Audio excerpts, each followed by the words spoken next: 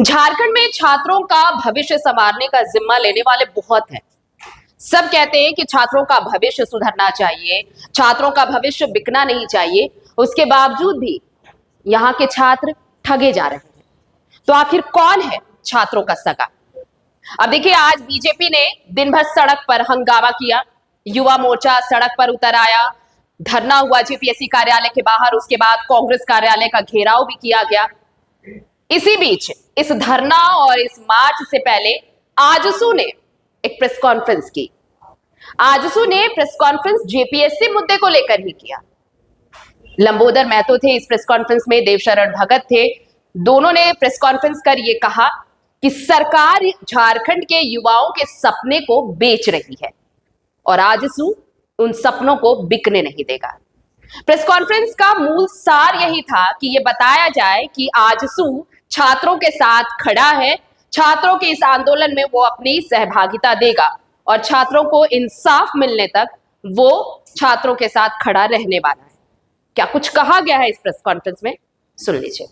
कल जेपीएससी के चेयरमैन का एकाएक इस्तीफा देना, जेपीएससी कार्यालय में पहली बार सीआईडी का छापामारी होना, 8 लोगों की गिरफ्तारी या हिरासत में लिया जाना, युवाओं में भारी आक्रोश, खासकर जेपीएससी को लेकर के।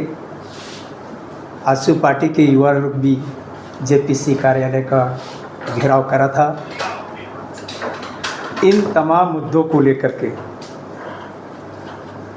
आजसू पार्टी का अपना जो नज़रिया है, हम अपनी बातों को रखना चाहेंगे।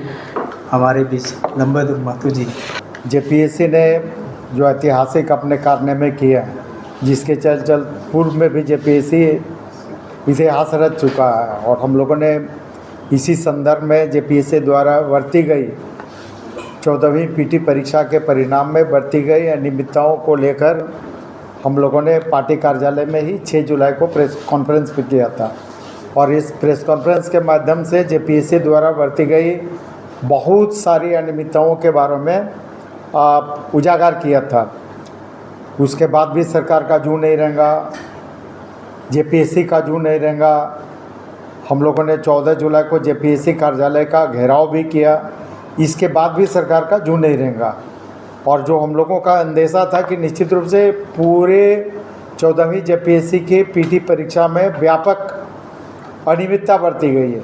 अनियमितताओं में सबसे ज़्यादा जो मूल रूप से है कि 20 मई 2025 को जिस आउटसोर्सिंग कंपनी टीडीपीएल को ब्लैकलिस्ट किया जाता है, उसी ब्लैकलिस्ट कंपनी को, जिस टीडीपीएल को यूपी गवर्नमेंट ने भी ब्लैकलिस्ट किया था, जेपीएससी ने भी ब्लैकलिस्ट किया था, उसी ब्लैकलिस्ट कंपनी से फिर से परीक्षा का संचालन कराना, उसका मूल्यांकन कराना, उसका परिणाम जैसे जारी कराने तक के महत्वपूर्ण कार्य पर परीक्षा परिणाम तैयार करवाने तक का जो संवेदनशील कार्य है, फिर उस ब्लैकलिस्ट कंपनी से कराया जाना निश्चित रूप से कई अनियमितताओं को और उसके अनियमितताओं के अंदेशा को जन्म दे रहा था। आप देखें कि जिस सबसे पहले तो कि एक जेपीएससी संवैधानिक संस्था और ये संवैधानिक संस्था संविधान से, नियम कानून से चलती है और जो परिणाम हुआ, जो पीटी परीक्षा का परिणाम, वो परिणाम ही असंवैधानिक था, क्योंकि उस परिणाम में नियमतः आयोग के आधे से अधिक सदस्यों का हस्ताक्षर होना चाहिए, जबकि किसी सदस्य का हस्ताक्षर नहीं था। तो पहला तो ये जो परिणाम था वो परिणाम ही असंवैधानिक है। हम लोगों ने उस समय भी मांग किया था कि जो मुख्य परीक्षा इतने कम समय में आयोजित कर रही है, तो सरकार मुख्य परीक्षा का जो तिथि निर्धारित की है, जो कार्यक्रम तय किए है जेपीएससी, उसको स्थगित करे और उसको आगे बढ़ाने का काम करे छात्रों के हित में। चूँकि जेपीएससी का परिणाम के बाद फॉर्म भरने की प्रक्रिया होती है और उस फॉर्म भरने की प्रक्रिया में जो झारखंड के एससी एसटी और ओबीसी के जो छात्र छात्रा, उनको निश्चित रूप से सर्टिफिकेट भी बनाने हैं, सर्टिफिकेट भी अपलोड करने हैं। तो इतने कम समय में सरकार और जेपीएससी का जो मंशा था कि झारखंड के जो SC ST OBC के छात्र हैं, जो अभ्यर्थी हैं, उसको किस तरह से कुचक्र में छांटा जाए, छांटने का षड्यंत्र ये कर रही थी। इसी के कारण इतने कम समय में परीक्षा निर्धारित कर रही थी। दूसरा जो महत्वपूर्ण है कि इससे पहले भी कई परीक्षा नियंत्रकों ने, इवन कि लोकेश मिश्रा जो भारतीय प्रशासनिक सेवा के थे, उन लोगों ने भी इस कंपनी के बारे में और आउटसोर्सिंग कंपनी के द्वारा जो अनियमितताएं बरती जा रही उसके बारे में जेपीएससी को आगाह किया था। लेकिन जेपीएससी ने इन सारी चीज़ों को अनसुनी कर दी और पूरी तरह से जेपीएससी के पदाधिकारी, जेपीएससी के अध्यक्ष, जेपीएससी के सदस्य पूरी तरह से TDPL के साथ मिलकर पूरे षड्यंत्र करके पूरी परीक्षा को बिल्कुल इन लोगों ने काफ़ी अनियमितता बरती है और झारखंड के छात्रों के साथ अहित किया है। निश्चित रूप से हम लोगों ने उस दिन भी मांग किया था कि निश्चित रूप से राज्य सरकार ने CID को जांच करने का काम दिया है, CID जांच कर रही है, लेकिन CID की जांच ये पहली बार नहीं है। आप लोग देखे होंगे कि JSSC CGL में भी इस तरह की बातें आई थी, कई जांच हुए, कई अनियमितता पकड़ी गई, कई लोग जेल भी चले गए, सारे चीज़ हुए, लेकिन उसका परिणाम क्या हुआ? अंततः ढाक के 3 पात वाली स्थिति हुई। तो इस मामले में भी जो अभी जेपीएससी में अनियमितता के मामले में जो CID जांच कर रही है, इस मामले में भी वही ढाक का 3 पात नहीं हो जाए और पूरी परीक्षा को फिर से आप निश्चित रूप से, इसलिए ये दूध का दूध पानी का पानी हो, इसलिए हम लोग राज्य सरकार से मांग करते हैं कि निश्चित रूप से CBI जांच हो और दूध का दूध पानी का पानी हो। दूसरा, जो आउटसोर्सिंग कंपनी है और जेपीएससी से जो जुड़े हुए हैं, जिनकी संलिप्तता है, करोड़ों का जो डीलिंग हुआ है, इस करोड़ों के डीलिंग का जांच कौन करेगा? तो करोड़ों का डीलिंग का जांच के लिए निश्चित रूप से इसमें ED की भी जांच आवश्यक है। तो ED और CBI की जांच पूरे प्रकरण में हो और जो TDPL कंपनी है, TDPL कंपनी के साथ जो करोड़ों का लेन देन का मामला हुआ, लेन देन हुआ है, उसका भी जांच इसमें निष्पक्ष रूप से हो। दूसरा जो सबसे महत्वपूर्ण है, ठीक है, चेयरमैन रिजाइन कर दिए, लेकिन रिजाइन करने से ये जेपीएससी पर और झारखंड पर जो धब्बा लगा, जो दाग लगा, झारखंड के इस दाग को कौन हटाएगा? जेपीएससी के इस दाग को कौन हटाएगा? तो ये निष्पक्ष जांच करने के लिए जेपीएससी के पदाधिकारी सारे पर निष्पक्ष जांच हो, TDPL कंपनी पर जांच हो। और इसके पहले भी आप देखे होंगे कि जिस कंपनी को बिहार सरकार ब्लैकलिस्ट करती है, जिस पर FIR होता है, 6-6 महीना जो जेल में रहता है, ऐसे ब्लैकलिस्ट कंपनी से भी जेपीएससी काम कराने का काम करती है।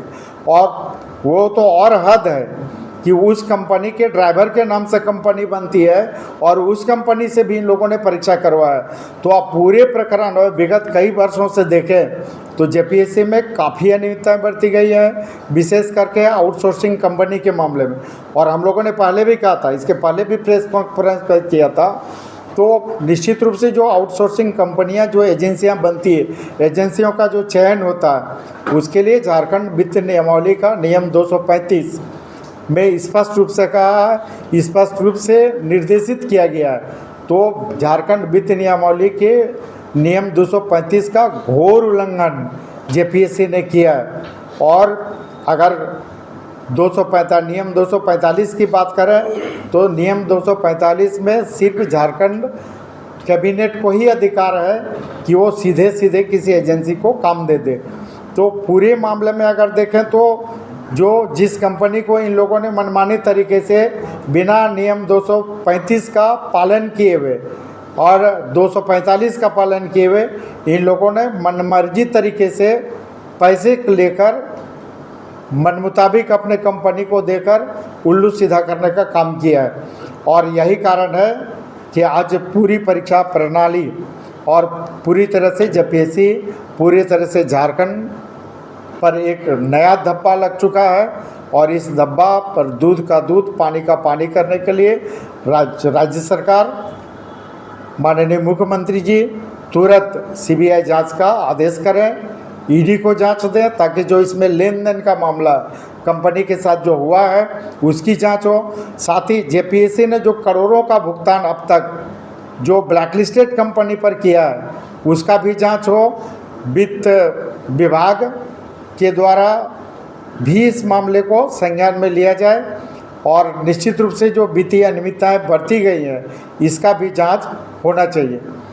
आज भी राज्य सरकार, हम जेपीएससी एक संवैधानिक संस्थान है निश्चित रूप से, जहां पर उसके आयोग और अध्यक्ष पूरी तरह से निष्पक्ष और ईमानदार लोग वहां पर बैठे। राज्य सरकार आज भी आप देखे होंगे कि ऐसे ऐसे सदस्य उसमें हैं कि जिनकी बहाली इसी जेपीएससी से हुई है, जिनकी बहाली पर सीबीआई जांच चल रहा है, ऐसे लोग भी आज जेपीएससी में सदस्य बने हुए हैं। तो अगर हम लोग मांस की रखवाली बिल्ली को करने देंगे तो कहाँ से और कितना ये ऐसा जांच हो पाएगा। तो राज्य सरकार इस बात को भी संज्ञान में ले कि कौन ऐसे सदस्य हैं जिनकी बहाली इसी जेपीएससी से हुई है और जिनकी नियुक्ति पर ही सीबीआई जांच चल रही है और वैसे लोग भी सदस्य बने हुए हैं। तो अगर इस तरह के सदस्य, इस तरह के अध्यक्ष हम लोग बनाएंगे तो निश्चित रूप से राज्य सरकार चेते और आने वाले दिन में बिल्कुल ही ईमानदार और स्वच्छ छवि के निष्पक्ष काम करने वाले लोगों को अध्यक्ष और सदस्य बनाया जाए ताकि जेपीएससी की गरिमा बची रहे। और राज्य सरकार का आज जो जेपीएससी की वजह से जिस तरह से जो धब्बा सरकार झारखंड पर लगा है ये धब्बा भी आने वाले दिनों में नहीं लगे। ऐसी घटनाओं की पुनरावृत्ति सरकार और राज्य में नहीं हो, जेपीएससी में नहीं हो, जेएसएससी में नहीं हो।